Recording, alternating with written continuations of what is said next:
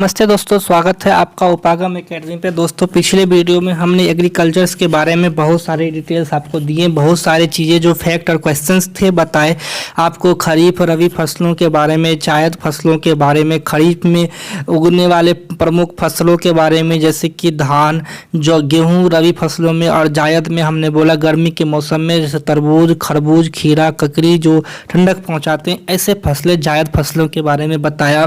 फिर कृषि के विभिन्न प्रकारों के बारे में बताया। दोस्तों, इसके बाद आज हम बात करेंगे प्रमुख संस्थानों के बारे में जो कि एग्रीकल्चर से रिलेटेड है, प्रमुख फैक्ट के बारे में, प्रमुख क्या कहते हैं क्रांतियों के बारे में जो कि कृषि से संबंधित था, हरित क्रांति के बारे में भी जानेंगे। दोस्तों अब हम बात करते हैं प्रमुख कृषि अनुसंधान केंद्रों के बारे में। तो भारतीय कृषि अनुसंधान परिषद नई दिल्ली में है, जिसका गठन 1929 में ICAR भारतीय कृषि अनुसंधान परिषद है, जिसका गठन 1929 में हुआ था। दोस्तों, जबकि भारतीय कृषि अनुसंधान संस्थान जो पिछले पूसा बिहार में था, पूसा में एक आपको पूसा समस्तीपुर में पड़ता है। दोस्तों, यहाँ पर एक केंद्रीय कृषि अनुसंधान संस्थान भी है।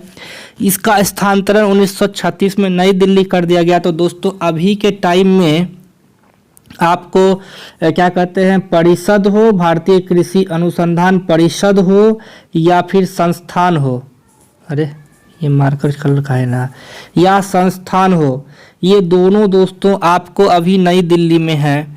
चलिए दोस्तों आगे बढ़ते हैं। भारतीय चावल अनुसंधान केंद्र जो कटक उड़ीसा में है। दोस्तों, केंद्रीय कपास अनुसंधान संस्थान नागपुर महाराष्ट्र में है। केंद्रीय कपास, दोस्तों हमने बोला था गुजरात और कपास में काली मिट्टी ज़्यादा होती है, काली कपासी मिट्टी, अतः कपास की खेती ज़्यादा होती है, इसीलिए कपास अनुसंधान संस्थान दोस्तों महाराष्ट्र में रखा गया है। सर्वाधिक गन्ना की खेती लखनऊ में होती है। गन्ना पे विशेष शोध के लिए कोयम्बटूर में गन्ना प्रजनन संस्थान की स्थापना की गई है। आपको दोस्तों ये गन्ना प्रजनन संस्थान नहीं भी याद हो तो इसमें क्या क्या याद रखना है, केंद्रीय कृषि परिषद, केंद्रीय कृषि अनुसंधान, चावल वाला है कटक उड़ीसा में जो था, केंद्रीय चावल अनुसंधान संस्थान।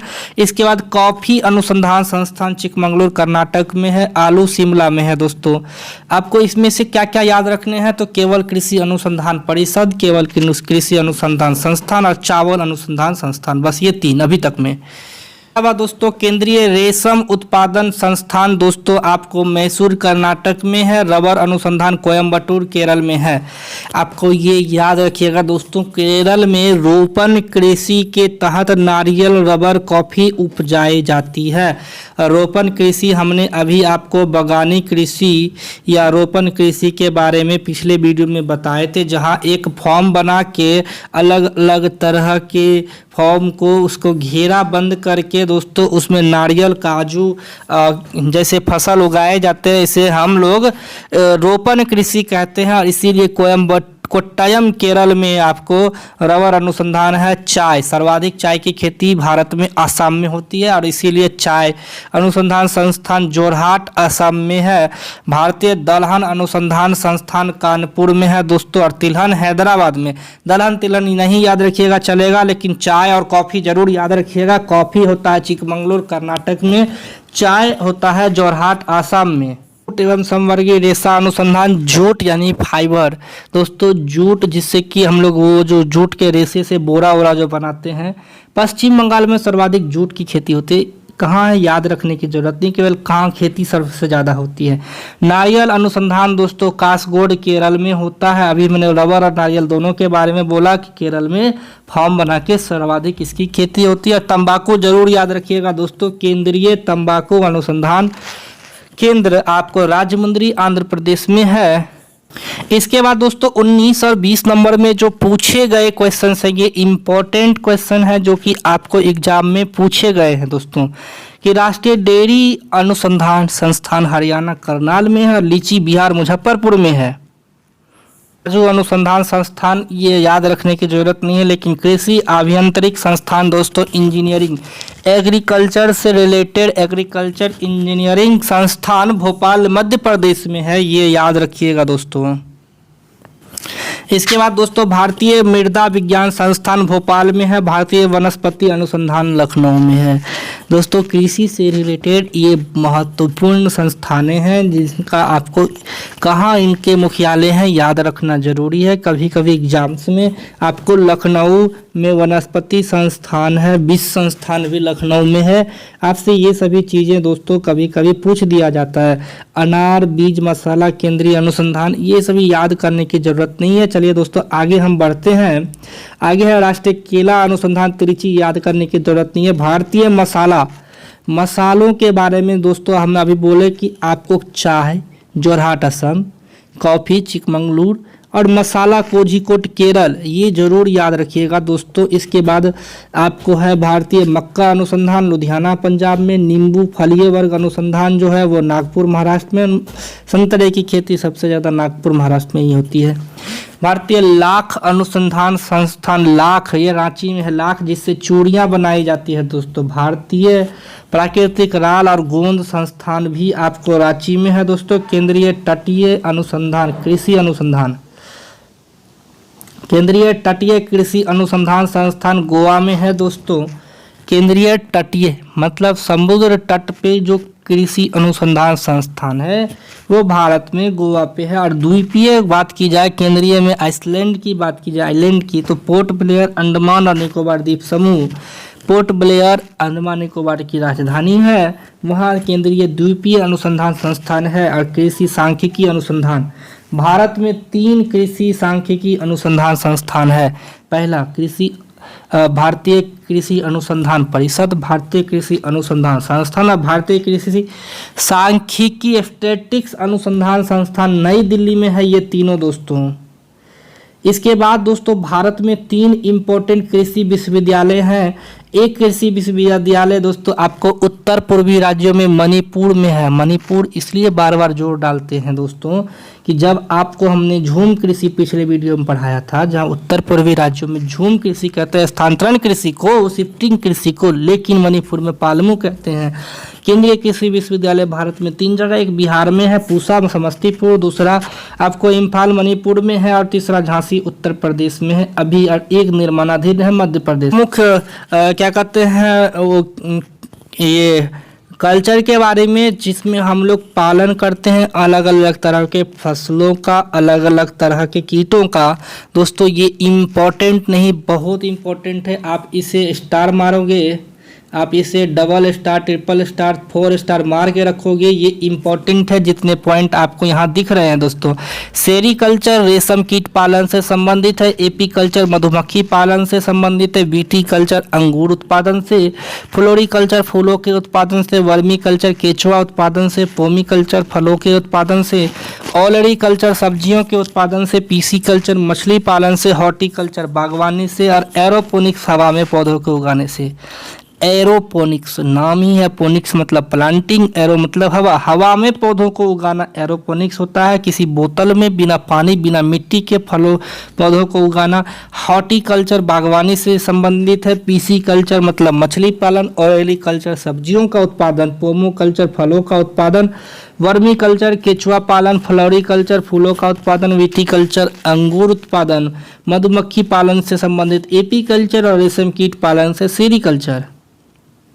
पॉइंट्स पर भारत में कुल 15 एग्रो क्लाइमेटिक जोन बटे गए हैं, जिसमें कि अभी जो देश में एग्रो इकोलॉजिक क्षेत्र की संख्या 20 है। अगर इन 15 का नाम जाने तो जैसे दोस्तों उत्तर में, सबसे उत्तर में पश्चिम हिमालय, पूर्वी हिमालय, 2 भाग है दोस्तों। पश्चिम हिमालय में जम्मू कश्मीर लद्दाख का क्षेत्र आता है, पूर्वी हिमालय में सिक्किम मेघालय अरुणाचल प्रदेश का भाग आता है दोस्तों।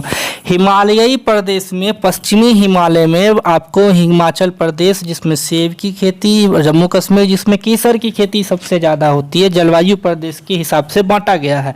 पूर्वी प्रदेशों में जहाँ चाय की खेती सबसे ज़्यादा होती है। क्लाइमेट सर, क्लाइमेट मतलब जलवायु, क्लाइमेटिक जोन मतलब जलवायु प्रदेश।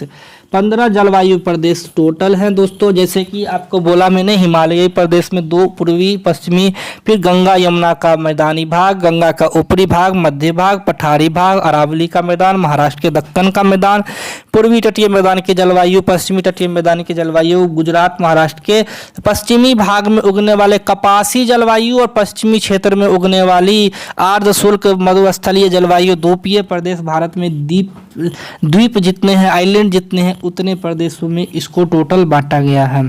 देश में प्रथम कृषि विश्वविद्यालय की स्थापना 1960 में पंतनगर उत्तराखंड में की गई थी। एक किताब है भारतीय कृषि का इतिहास, बहुतों बार पूछा जा चुका है दोस्तों। ये कृषि पर लिखा गया बाइबल है, एक तरह से कृषि पर लिखा गया बाइबल है भारतीय कृषि का इतिहास, और MS रंधावा द्वारा लिखी गई थी ये पुस्तक।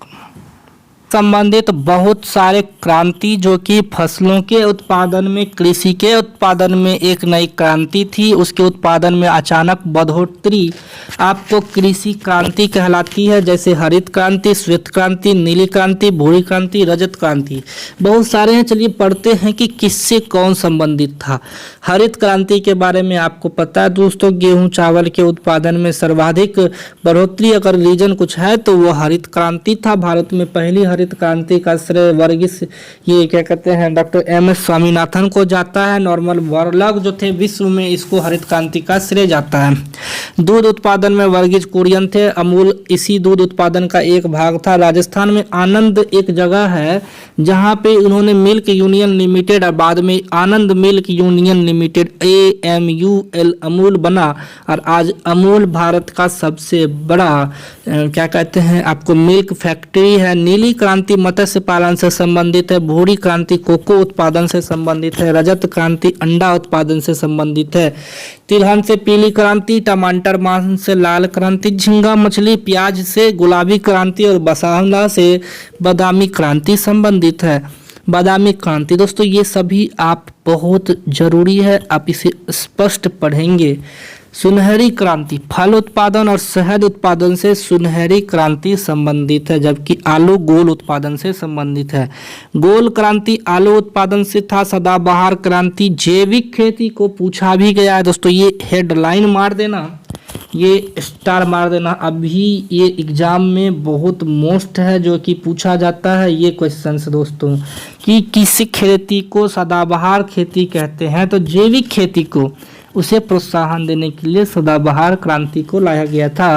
रजत रेशा क्रांति, रजत क्रांति अंडा उत्पादन, रजत रेशा क्रांति आपको होता है कपास उत्पादन। रेशा क्रांति दोस्तों सुनहरा रेशा क्रांति, सुनहरा क्रांति फलोत्पादन से, सुनहरा रेशा क्रांति जूट उत्पादन से। सैफरन केसर का इंग्लिश नाम होता है सैफरन क्रांति, केसर उत्पादन से। सिलेक्टी क्रांति उर्वरक उत्पादन से। हरित क्रांति फसलों के उत्पादन से। हरित सोना क्रांति बांस के उत्पादन से। हरित सोना क्रांति बांस उत्पादन से संबंधित था। मूक क्रांति मोटे अनाज। परामनी क्रांति भिंडी उत्पादन। एक और है इम्पोर्टेंट जिसे दोस्तों हमें स्टार मार के रखना है, और वो है इंद्रधनुषीय क्रांति। 2000 ईस्वी में कृषि के सम्मिलित भाग में कृषि के सभी क्षेत्रों में उत्पादन को बढ़ाने के लिए मिक्स कृषि का एक कॉन्सेप्ट लाया गया और उसका नाम रखा गया इंद्रधनुष क्रांति। समझते हैं कि भारत के किस प्रदेशों में किसकी ज़्यादा खेती होती है। अगर उत्तर भारत की बात करें तो सेब, और सबसे उत्तरी भाग कश्मीर की बात करें तो यहाँ केसर। भारत में केसर की खेती कश्मीर में होती है। सेब की खेती पश्चिमी उत्तरी भाग उत्तर पश्चिम हिमालय प्रदेश में, यानी कि आपको हिमाचल प्रदेश और जम्मू कश्मीर में होता है। पंजाब में गेहूं जौ कपास की खेती, हरियाणा में गेहूं जौ की खेती, उत्तर प्रदेश में चावल गन्ना गेहूं, बिहार में जूट चावल, पश्चिम बंगाल में जूट चावल, राजस्थान में बाजरा की खेती, मध्य प्रदेश में सोयाबीन की खेती, गुजरात में कपास तिलहन, महाराष्ट्र में कपास अरहर तिलहन दलहन, अरुणाचल प्रदेश असम मेघालय मिजोरम मणिपुर यानी नॉर्थ ईस्ट उत्तर पूर्वी क्षेत्रों में में चाय कॉफ़ी कपास की खेती ज़्यादा होती है। तेलंगाना में चावल कपास, आंध्र प्रदेश में तंबाकू फसल मक्का, राजमुंदरी में आंध्र प्रदेश में तंबाकू संस्थान भी है। पुडुचेरी में दोस्तों नारियल रबर कॉफ़ी, ये तमिलनाडु और केरल में नारियल रबर कॉफ़ी और मसाले की खेती होती है दोस्तों सबसे ज़्यादा। एक नंबर पर रहने वाले राज्यों के बारे में पूछा जाए तो सबसे ज़्यादा चावल पश्चिम बंगाल, गेहूं गन्ना उत्तर प्रदेश, मक्का महाराष्ट्र, ज्वार महाराष्ट्र, बाजरा राजस्थान, तिलहन सारे तिलहन मिला के और सारे दाल और तिल मिला के तेल निकालने वाले और दाल बनाने वाले दोनों मध्य प्रदेश में, कॉफ़ी कर्नाटक में, चाय जोरहाट असम हम बोले ही थे। यहाँ पर असम जोरहाट में आपको केंद्रीय चाय संस्थान भी है। नारियल तमिलनाडु में, रबर केरल में, फल उत्पादन में उत्तर प्रदेश है, सोयाबीन उत्पादन में मध्य प्रदेश, सब्जी उत्पादन में उत्तर प्रदेश, अरहर में महाराष्ट्र, चना में मध्य प्रदेश, मूंगफली में गुजरात। इसके बाद सरसों में राजस्थान, बाजरा सरसों, जूट एवं मेस्ता में पश्चिम बंगाल, खाद्यान्न में उत्तर प्रदेश। एक ट्रिक है दोस्तों, हम उस ट्रिक को बताते हैं। गंगू सब फल खा गया।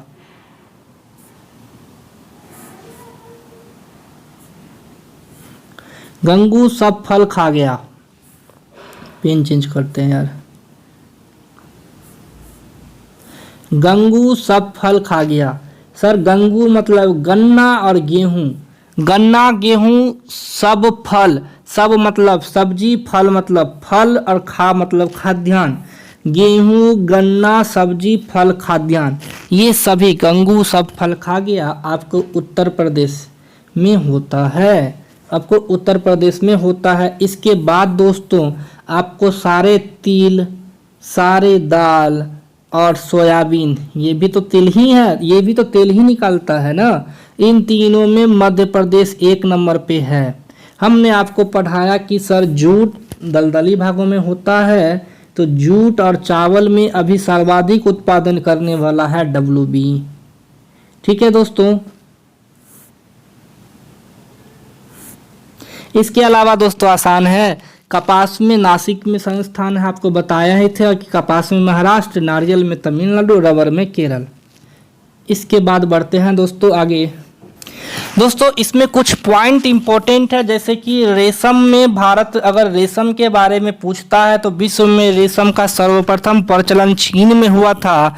भारतीय प्राकृतिक रेशम के उत्पादन में भारत विश्व में चीन के बाद दूसरा स्थान रखता है। चावल उत्पादन में, गेहूं उत्पादन में, रेशम उत्पादन में, तीनों में चीन के बाद भारत विश्व में दूसरा स्थान रखता है। लेकिन अगर मूंगा इरी, अगर हम प्रजाति के रेशम की बात करें, कुल 5 प्रजातियों के सभी प्रजाति भारत में ही मिलते हैं।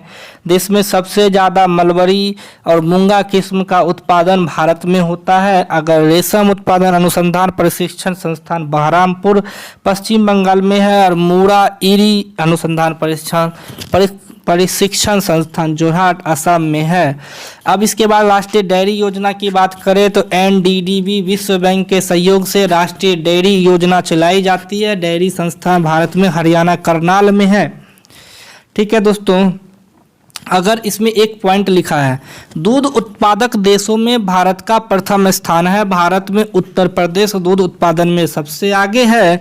इसके बाद क्रमशः राजस्थान, गुजरात, मध्य प्रदेश, आंध्र प्रदेश आता है। सिर्फ उत्तर प्रदेश का नाम याद रखिएगा, लेकिन हरियाणा में आपको उच्च कोटि के क्या बोलते हैं उसको, नस्ल के आपको भैंस मिलते हैं। इसके बाद अमूल के बारे में तो दोस्तों हमने बता ही दिया। Doctor Verghese Kurien operation flood श्वेत क्रांति से संबंधित थे, जिन्होंने अमूल की स्थापना की। ये लाल बहादुर शास्त्री के दौरान की बातें हैं, जब लाल बहादुर शास्त्री ने गुजरात में एक जगह है, हम माफ़ कीजिएगा शुरू में शायद राजस्थान बोले थे, गुजरात में वो एक जगह है, गुजरात में आनंद मिल्क यूनियन संघ लिमिटेड का गठन किया गया है दोस्तों।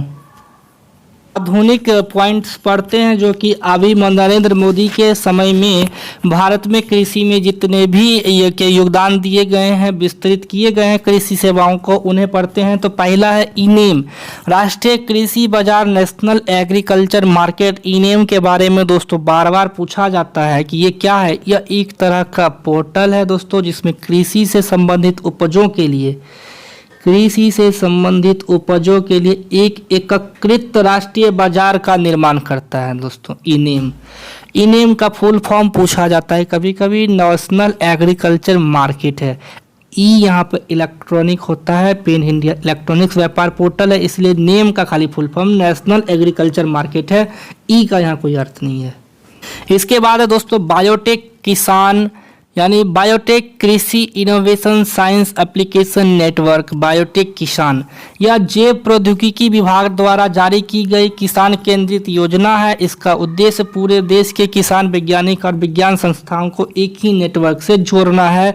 इसके अंतर्गत महिलाओं किसानों को प्रशिक्षण और संस्थान देने के उद्देश्य से बायोटेक किसान फेलोशिप की शुरुआत की गई। सिंपल सा बायोटेक किसान का एक क्या अर्थ होता है, तो जैव प्रौद्योगिकी विभाग ने इसे शुरू किया था। गौरव भारतीय कृषि अनुसंधान परिषद नई दिल्ली द्वारा संचालित मेरा गांव मेरा गौरव क्या है कि 2022 तक किसानों की आमदनी को दुगुना करने के लिए 2022 तक किसानों की आय को दुगुना करने के लिए एक योजना चलाई जिसका नाम था मेरा गांव मेरा गौरव। दोस्तों कुछ बायोलॉजिकल फैक्ट्स हैं जो कि आपको बायोलॉजी में भी पढ़ने हैं और चूँकि एग्रीकल्चर से रिलेटेड है इसलिए हम उस पॉइंट को रखते हैं कि जितने भी फसल हैं उनमें होने वाले रोग, गेहूं में लगने वाले रोग को रस्ट रोग बोलते हैं। ये इम्पोर्टेंट बार बार पूछा जाता है। धान का खैरा रोग जस्ते की कमी से होता है। पत्तियों पे भूरा धब्बा लगना, ये सभी धान के रोग हैं। इसके बाद है दोस्तों तुलसीता रोग, मक्का पे होता है। मूंगफली का टिक्का रोग इम्पोर्टेंट है।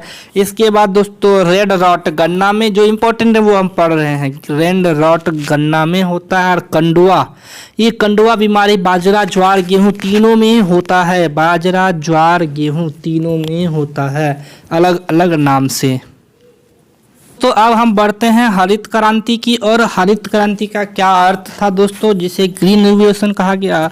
दोस्तों ये एक HYVP हाई यील्डिंग वेरिएटेज प्रोग्राम थी दोस्तों जिसमें उच्च गुणवत्ता वाले बीज उर्वरकों का प्रयोग कर फसलों की उत्पादकता बढ़ाई जाती थी। दोस्तों भारत में सर्वप्रथम 1966-67 में पंजाब, हरियाणा और पश्चिमी उत्तर प्रदेश में। दोस्तों अब बढ़ते हैं हम लोग हरित क्रांति की तरफ। तो दोस्तों हरित क्रांति का अर्थ होता है ग्रीन रिवोल्यूशन, मतलब कि बीजों और रासायनिक उर्वरकों का ऐसा प्रयोग जिससे फसलों में अचानक से आश्चर्यजनक वृद्धि हो, उत्पादकता दोगुनी तीनगुनी हो जाए, इसे दोस्तों हरित क्रांति कहा गया। सर्वप्रथम अमेरिका में एक डॉक्टर थे विलियम गुंड, इन्होंने हरित क्रांति शब्द का प्रयोग किया। नॉर्मन बोरलॉग एक थे जिन्होंने हरित क्रांति से संबंधित सकारात्मक प्रभाव विश्व को दिए और इसीलिए उन्हें विश्व में शांति का नोबेल पुरस्कार भी दिया गया। भारत में हरित क्रांति का श्रेय MS स्वामीनाथन को जाता है। MS स्वामीनाथन ने भारत में गेहूं और चावल के पैदावार की वृद्धि के लिए विश्व में प्रचलित हरित क्रांति, जो उस समय बहुत ही ज़्यादा विश्व में अलग अलग जगहों पे प्रचारित थी, उसे भारत में लाने का श्रेय दिया जाता है डॉक्टर ये MS स्वामीनाथन को। चलिए दोस्तों हरित क्रांति के सकारात्मक प्रभाव की बात करें तो गहन कृषि उत्पादन प्रणाली का विकास हुआ। खाद्यान्नों के उत्पादन में चूँकि होता क्या है दोस्तों, उत्तम किस्म के बीज, हाइब्रिड बीज, उर्वरकों का अच्छे से प्रयोग, समुचित मात्रा में कृषि ज्ञान, आजकल तो आपको कृषि चैनल है, कृषि रेडियो है, आकाशवाणी पे कृषि पर आधारित उर्वरकों, ये सभी चीज़ें जिनका सरकारी क्षेत्रों से कृषि के लिए योगदान में अलग अलग तरह के अलग अलग अवसरों पे प्रचार प्रसार किया जाता है, जिससे कि सकारात्मक प्रभाव हुआ है खाद्यान्नों के उत्पादन में। इसका मुख्य स्रोत और मुख्य श्रेय दोनों हरित क्रांति को जाता है। लेकिन दोस्तों नकारात्मक प्रभाव ये हो गया कि दोस्तों इसमें बड़े बड़े किसान ने और अच्छी किस्म के उन्नत बीजों का प्रयोग करके वो तो फसल उगा के अमीर हो गए, लेकिन छोटे किसान इसके मार में आ गए। जिनके पास छोटे छोटे ज़मीन के टुकड़े थे वो और कर्ज में दबते चले गए। रासायनिक उर्वरकों का प्रयोग से जलवायु मृदा प्रदूषण में एकाएक बहुत बेहताशा वृद्धि हुई। दोस्तों इसके बाद आप विभिन्न तरह के क्रांति, जैसे हमने नीली क्रांति, पीली क्रांति, रजत क्रांति, ये सभी बताए हैं, आप इसे ज़रूर पढ़ेंगे। हरित क्रांति इम्पोर्टेंट था दोस्तों। इसके बाद हमने अमूल के बारे में पढ़ा चुके हैं। तो दोस्तों आप एग्रीकल्चर से रिलेटेड इंपॉर्टेंट क्वेश्चंस हम बहुत जल्द आपके सामने लाएंगे।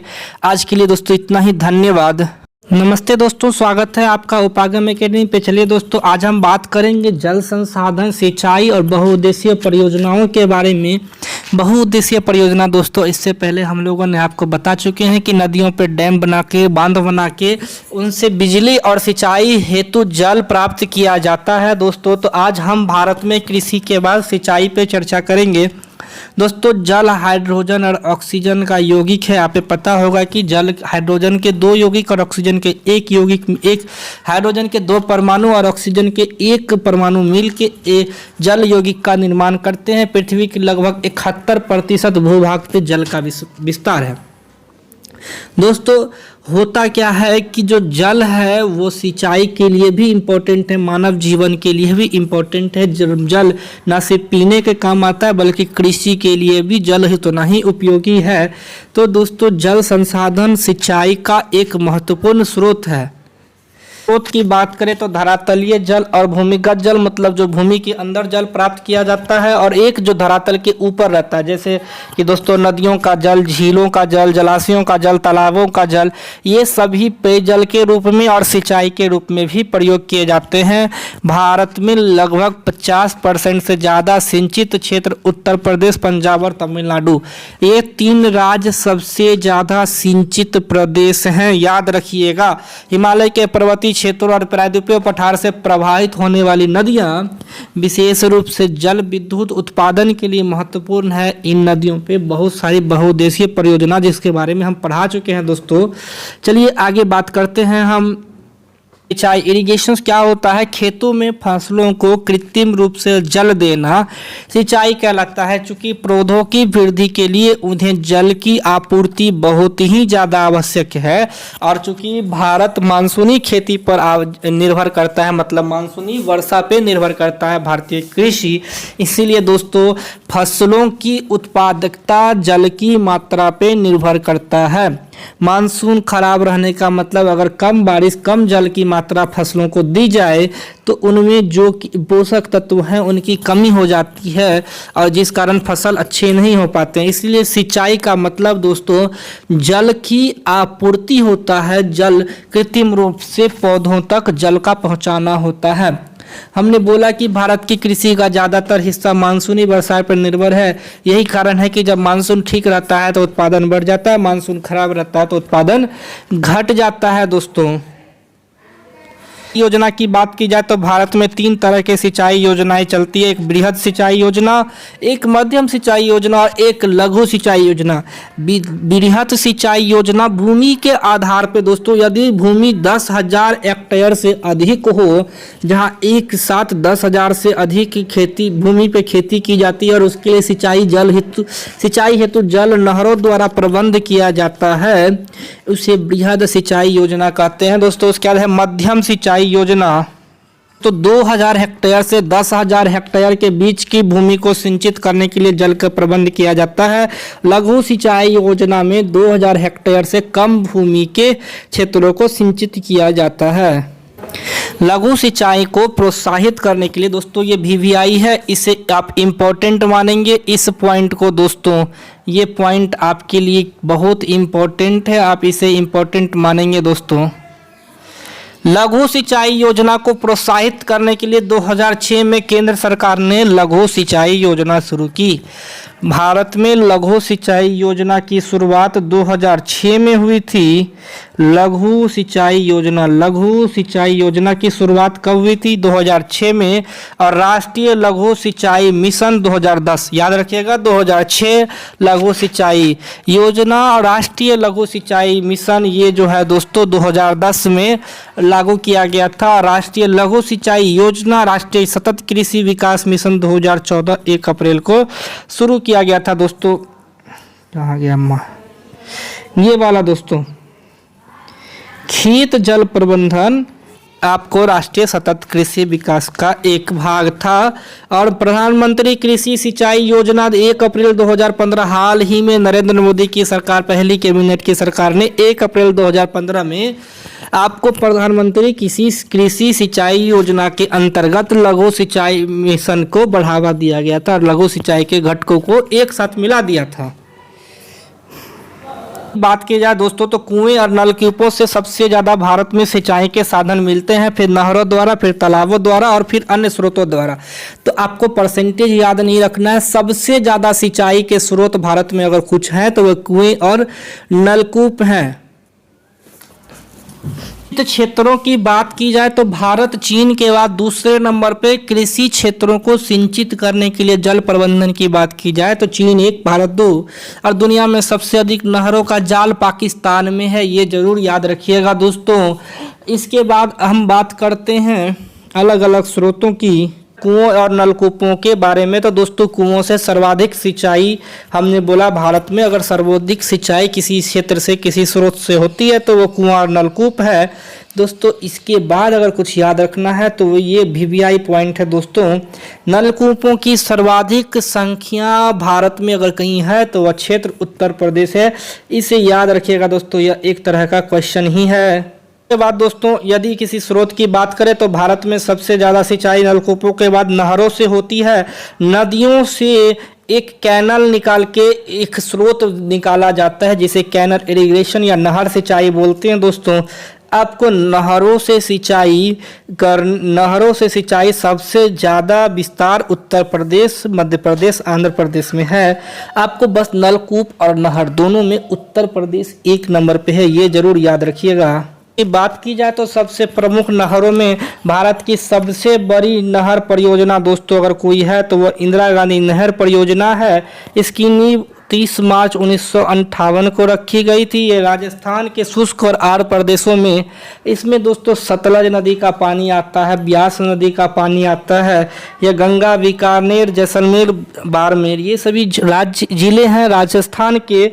और इसी पे दोस्तों हरिके बराज, हमने ये सभी चीज़ें आपको पढ़ा चुके हैं। पश्चिमी यमुना नहर भी पढ़ा चुके हैं। सरहिंद नहर दोस्तों यूपी में है। सरहिंद नहर भी सतलज नदी पे है, यूपी में, सॉरी सरहिंद नहर पंजाब में है, माफ़ कीजिएगा, सतलज नदी पे है। ऊपरी गंगा नहर ये हरिद्वार से लेके पंजाब, उत्तर प्रदेश के उत्तरी भाग तक है उत्तरी गंगा नहर। और निचली गंगा नहर ये पश्चिमी उत्तर प्रदेश में से लेके पूर्वी उत्तर प्रदेश तक इसका विस्तार है। आपको ये सब याद नहीं रखना है। याद क्या रखना है दोस्तों? सरहिंद नहर, पंजाब सतलज नदी, इंदिरा गांधी नहर, ये 2 नहरें याद रखनी है दोस्तों। तो भारत में सर्वाधिक सिंचाई आपको कुओं नलकूपों के बाद नहर, उसके बाद तालाबों का स्थान आता है दोस्तों। ये सभी आपको तालाब में कितने परसेंटेज हैं 1 नंबर 2 नंबर पे, बस कुआं नलकूप, नहर के बाद कुआं नलकूप और नहर के बाद तालाब आते हैं दोस्त। लेकिन आपको वो याद नहीं करना है। आपको याद क्या करना है दोस्तों कि तालाबों से सर्वाधिक खेती होती कहाँ है दोस्तों? देखिएगा भारत में तालाबों द्वारा सर्वाधिक सिंचाई तमिलनाडु में की जाती है। जब पढ़ाई थी तो आपको नदियों से निकलने वाले प्रमुख नहर, प्रमुख जल विद्युत परियोजनाएं और बहुउद्देशीय परियोजनाएं सभी पढ़ा दिए हैं दोस्तों। एक बार फिर से हम बहुउद्देशीय परियोजना को देखेंगे। बहुउद्देशीय परियोजना को भारत के प्रथम प्रधानमंत्री जवाहरलाल नेहरू ने आधुनिक भारत का मंदिर कहा था दोस्तों। दामोदर घाटी परियोजना, इसके बाद दोस्तों ये भारत की पहली बहुउद्देशीय परियोजना थी। याद रखिएगा दोस्तों, भारत की पहली बहुउद्देशीय परियोजना दामोदर घाटी परियोजना थी। यह संयुक्त राज्य अमेरिका के टेनेसी नदी घाटी परियोजना पर आधारित थी। ये छोड़िए, इसका विस्तार आपको झारखंड और पश्चिम बंगाल में है, ये जरूर याद रखिएगा। साल में पोलवरम सिंचाई योजना को दोस्तों ये इसके लिए फंड जारी किया है दोस्तों। ग्रामीण विकास बैंक नाबार्ड ने प्रधानमंत्री कृषि सिंचाई योजना के तहत आपको क्या कहते हैं पोलवरम सिंचाई परियोजना को मंजूरी दी है। यह परियोजना गोदावरी नदी पर है। ये नया है दोस्तों, इसे जरूर याद रखिएगा। एग्जाम में अगर कभी सिंचाई परियोजना से कुछ आएगा तो इससे क्वेश्चन आ सकता है दोस्तों। इसके बाद दोस्तों भारत की प्रमुख बहुउद्देशीय परियोजना जिनका नाम है दोस्तों भाखड़ा नांगल परियोजना, सतलज नदी बता चुके हैं, दामोदर घाटी दामोदर नदी, हीराकुंड बांध महानदी, सबरीगिरी परियोजना, नागार्जुन सागर पोचमपा आदि, इदुक्की पवना परियोजना, नाथरा झाकरी सयूल बांध सागर, रामगंगा सागर, सरदार सरोवर परियोजना, तिलैया परियोजना, निम्बो बाजरो परियोजना, उड़ी परियोजना, चुटुक परियोजना, बगलिहार परियोजना, तुलबुल परियोजना, अलमाटी बांध परियोजना, चंबल परियोजना दोस्तों सभी के सभी आपको बताए जा चुके हैं। इसमें जो जो इम्पोर्टेंट है दोस्तों उसमें हमने ग्रीन टिक लगाया है। वीडियो को पॉज करेंगे। आपको साकरा नांगल परियोजना सतलज नदी पे है, दामोदर घाटी परियोजना दामोदर नदी पे, हीराकुंड परियोजना महानदी पे है, सियूल नदी परियोजना सियूल नदी पे है। ये ग्रीन टिक वाला आप छोड़ दीजिएगा, सॉरी ग्रीन टिक वाला याद ही नहीं करना है दोस्तों। वीडियो इसीलिए अब फास्ट पढ़ा रहे हैं क्योंकि ये सभी चीज़ें आपको बहुत डिटेल से पढ़ा चुके हैं। अगर दोस्तों आपको अगर दिक्कत हो इन सभी चीज़ों में तो आप इंडियन ज्योग्राफी में नदी आप डिटेल से देखें, वहाँ सभी परियोजनाएं पढ़ा चुके हैं हमने। रिहंद परियोजना, किशनगंगा परियोजना, केन बेतवा लिंक परियोजना, गंडक परियोजना, गांधी सागर बांध, किसाऊ बांध परियोजना, टिहरी बांध परियोजना, श्री मेट्टूर परियोजना, श्री सेलम नहीं पढ़ाए हैं लेकिन मेट्टूर, शरावती, शिव समुद्रम, हिडकल, पूर्णा, काकरापारा, एक नदी के बारे में एक परियोजना के बारे में दोस्तों हम पढ़ा चुके हैं। रंजीत सागर बांध, पोंग बांध परियोजना। इस वीडियो को पॉज करके दोस्तों आप सभी देखेंगे, आपको समझ में आएगा। अगर किसी ने मेरा पहला वीडियो देखा होगा तो उन्हें सभी चीज़ें याद होगी। इसमें दोस्तों कुछ है रानी लक्ष्मीबाई परियोजना, ये सभी याद नहीं रखने दोस्तों, जितना मैंने पिछले वीडियो में पढ़ाया था और इससे रिलेटेड क्वेश्चन आंसर करवा देंगे दोस्तों। आपको घाट प्रवाह परियोजना, उकाई परियोजना, साबरमती परियोजना, नर्मदा सागर परियोजना और ऊपरी पेनगंगा परियोजना, इन सभी परियोजनाओं के बाद दोस्तों सिंचाई समाप्त होती है। इसके बाद दोस्तों हम खनिज अगले वीडियो में पढ़ाएंगे। आज के लिए इतना ही दोस्तों, धन्यवाद।